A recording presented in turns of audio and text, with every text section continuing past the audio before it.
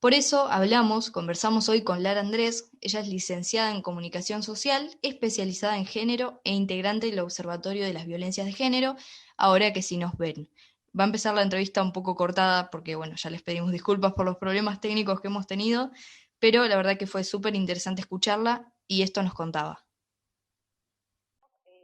Reflejado en las cifras de femicidios, pero también otras desigualdades de género, otras violencias de género que se dan puertas adentro en los hogares. Por eso ese fue el motivo por el cual pensamos hacer una campaña más de sensibilización, de cuidados compartidos, para poder llamar a la visibilización de las tareas de cuidado y también a la concientización de que es el momento de trabajar de una manera solidaria en las casas y empezar a pensar en nuevas formas de relacionarnos y nuevas formas de reconocer y trabajar con las tareas de cuidado, que es una tarea históricamente invisibilizada y que históricamente fue y es responsabilidad de las mujeres hoy en día, ¿no?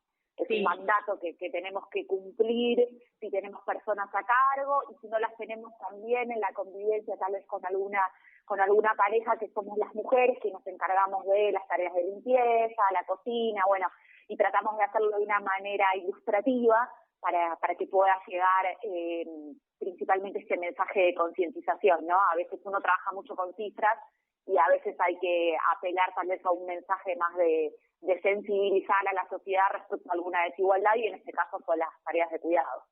En alguna de las imágenes hablaban de esto de madre de mis hermanas, decía en en una de las ilustraciones. Quería preguntarte si la carga de este tipo de tareas comienza desde niña.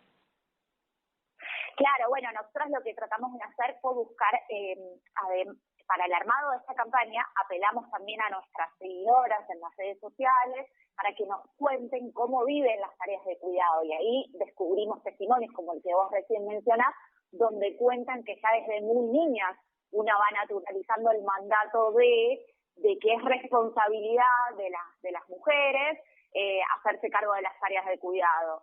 El padre o los varones viendo la tele y la madre cocinando y la hija poniendo la mesa, digo, es el claro reflejo, la clara caracterización de cómo desde niñas nos van imponiendo ese mandato y nosotros mismos lo vamos naturalizando, ¿no? Entonces nos parecía bueno buscar en los testimonios la cristalización de estas desigualdades. ¿Y cómo podríamos hacer para dejar de repetir el círculo? Porque parece un círculo vicioso, ¿no? Claro, me parece que principalmente va por el hecho del reconocimiento, ¿no? El reconocimiento de que las tareas de cuidado, que el trabajo doméstico es trabajo, que como bien mencionó la Dirección de Economía y Género en el Ministerio de Economía, es un trabajo que no es remunerado, pero que aporta valor a la economía nacional, a la macroeconomía, y que ese reconocimiento puede no ser valorizado en términos materiales, económicos, pero puede ser reconocido en términos simbólicos. Por eso también nosotras nuestra campaña, digamos, para poder llamar a la concientización y a la visibilización de esas tareas que muchas veces recaen en las mujeres y que en este contexto de cuarentena lo que más vino a hacer fue a exponerlas, a agravarlas. Totalmente. Y bueno, ya pasando por ahí un poco al tema de los femicidios y de estas publicaciones que ustedes hacen, que informan, que procesan datos, tengo entendido que los sacan de portales de noticias, ¿verdad? De los medios, los datos de femicidios. Sí, nosotros hacemos hacemos análisis de medios gráficos y digitales de todo el país, donde hacemos este monitoreo para poder construir cifras, un registro nacional de femicidios y cifras que den cuenta de esta problemática, ¿no? Vinculadas con mapa de femicidios, con el vínculo con el agresor, el lugar físico. Nosotros venimos haciendo esto desde el 2015, a partir del primer Ni Una Menos, que puso, digamos, en la escena pública, en la escena mediática, más que nunca, la problemática de los femicidios, la problemática de la violencia de género. En el primer Ni Una Menos tal vez fue bien claro el mensaje de Ni Una Menos, de basta de femicidios, y ahí muchas organizaciones feministas y de mujeres entendimos que había que trabajar sobre este tema y que necesitábamos cifras. Por lo tanto, desde el observatorio, creamos el observatorio para poder construir estas cifras que sirvan como insumo para el diseño de políticas públicas y también para visibilizar esa problemática que tal vez antes del 2015 se tocaba, pero no era tan mediático, ¿no? Si se quiere, hoy en día podemos encontrar, lamentablemente todos los días, tal vez en los noticieros, en las noticias, femicidio, mataron a una mujer, bueno, que tal vez antes del primer Ni Una Menos no tenía esa vigencia mediática y política también. Totalmente. Y bueno, uno de los datos más impactantes quizás es la cantidad de mujeres que ya había tomado cartas en el asunto, ¿no? Antes de llegar a este punto de la violencia, ¿no? Que tomaron medidas judiciales. Nosotras hacemos el análisis del acceso a la justicia, donde registramos aquellos casos de femicidios en los que la mujer había hecho una denuncia anteriormente o tenía alguna medida judicial. Por ejemplo, en el último registro que presentamos el 30 de septiembre, de los 223 femicidios que registramos, 39 mujeres habían hecho la denuncia y 13 tenían medidas judiciales. Esto es como un llamado de atención, de alerta, ¿no? Para las fuerzas de seguridad, para el Poder Judicial, de que es necesario implementar medidas de protección, medidas ágiles que protejan la vida de las mujeres. Esas mujeres que habían denunciado, que tenían medidas judiciales vigentes, son vidas que se podrían haber salvado porque se animaron a denunciar, se animaron a recurrir, a acceder a la justicia y no la encontraron. Entonces esto es un llamado de alerta a las fuerzas de seguridad y al Poder Judicial para que implementen medidas ágiles, seguras, que protejan la vida de las mujeres. Y para esto es necesaria una capacitación de género, ¿no? Ustedes siempre insisten con esto de que hay que aplicar urgentemente la ley Micaela. Claro, porque tal cual, el Poder Judicial y las fuerzas de seguridad es uno de los ámbitos donde más resistencia tienen al cambio cultural, social, y que si bien hemos visto cambios en los últimos tiempos, son esas personas las que protegen nuestras vidas y son esas personas las que piensan las medidas judiciales para protegernos. Por lo tanto, esas personas son las que más capacitación deben tener en perspectiva de género, en violencia de género, para que las medidas sean efectivas. Bien. Hay en el paneo nacional que ustedes hacen, ¿no? de femicidios, es notoria la cantidad que hay en la provincia de Buenos Aires. ¿Por qué creen que se da esto? Bueno, la provincia de Buenos Aires es la provincia, digamos, que más densidad poblacional tiene, por eso también se refleja de alguna manera en el número absoluto de los casos de femicidios. Tenemos 86 femicidios en la provincia de Buenos Aires, pero hay otras provincias donde también tienen muchos femicidios en proporción a su densidad poblacional. Jujuy, Tucumán, Córdoba, bueno, tenemos distintas provincias que si bien en números absolutos no parecen muchos, respecto a su densidad poblacional son un montón en proporción. Y creemos que principalmente la importancia de poder implementar la ley Micaela, y no solo la ley Micaela para los funcionarios del Estado, sino también la ESI, que es lo que previene, que es lo que ayuda a construir vínculos solidarios, vínculos respetuosos con un otro, que si bien tal vez no sea un cambio de un día para el otro, es un cambio cultural que creemos que tiene que venir de la mano de la educación, desde la ley Micaela para los funcionarios y funcionarias del Estado y la ley ESI para toda la ciudadanía, digamos. Bien, entonces hablamos de que hay cierta violencia estructural, ¿no? Tal cual. Nosotras siempre mencionamos esto para dejar bien en claro que no es un problema de seguridad, como tal vez en la gestión anterior de Macri se trataba el tema de la violencia de género desde el Ministerio de Seguridad, que no decimos que está mal, pero no se circunscribe solamente a ese terreno. La violencia de género es una problemática estructural de nuestra sociedad y los femicidios es la expresión de esa desigualdad entre los géneros, es la expresión más violenta, más extrema de esas desigualdades que existen entre los géneros, y me parece que el trabajo tiene que ser articulado para poder hacer este cambio cultural, este cambio social, que llegue realmente algún día a poder achatar esta curva de los femicidios. Esto de que mencionás tiene que ver también con lo de capacitar o ofrecer herramientas para los violentos, ¿no? En ese marco, en Provincia de Buenos Aires funciona la línea Hablemos. ¿Qué opinan de eso?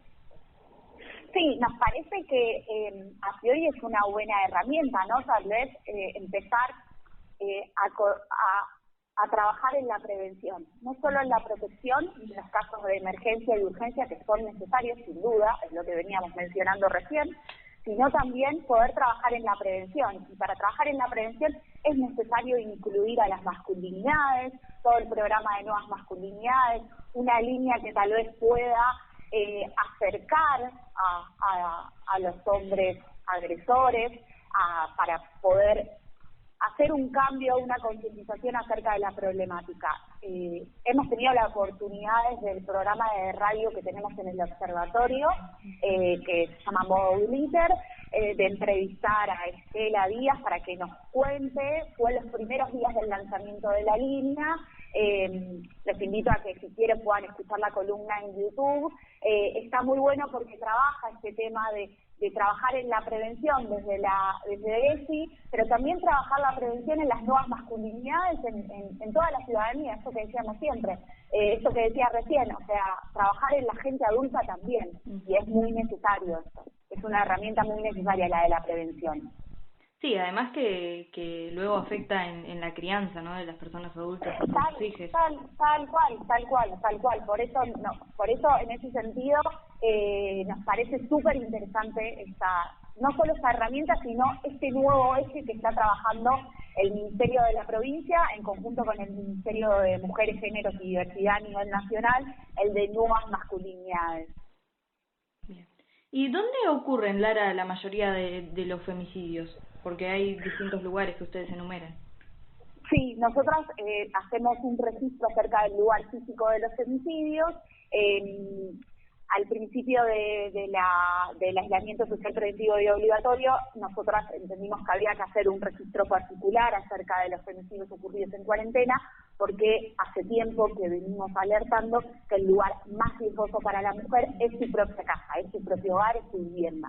En el 64% de los casos, el lugar físico donde ocurre el femicidio es en la vivienda de la víctima, en el 9% del agresor, en la vivienda del agresor, en un 23% en la vía pública. Esto nos dice que el lugar más riesgoso es la casa, porque esto, analizado de una manera articulada con quién es el agresor, nos demuestra que el agresor es alguien del círculo íntimo de la mujer, porque tenemos en el más del 80% de los casos es del círculo íntimo. Es la pareja, es la expareja, es un familiar, es un conocido, un vecino, un amigo. Entonces, el riesgo está cerca, el riesgo está en la vivienda de la mujer.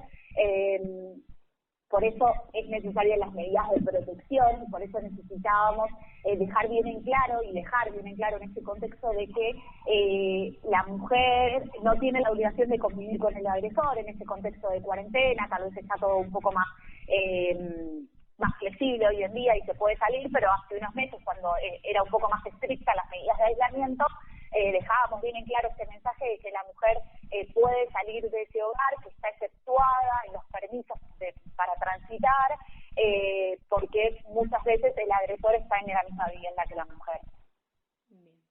Ya volviendo al tema de la justicia, quisiera preguntarte qué es lo que sucedió con el caso de Diana Zacayán, que revocaron la figura de odio a la identidad de género.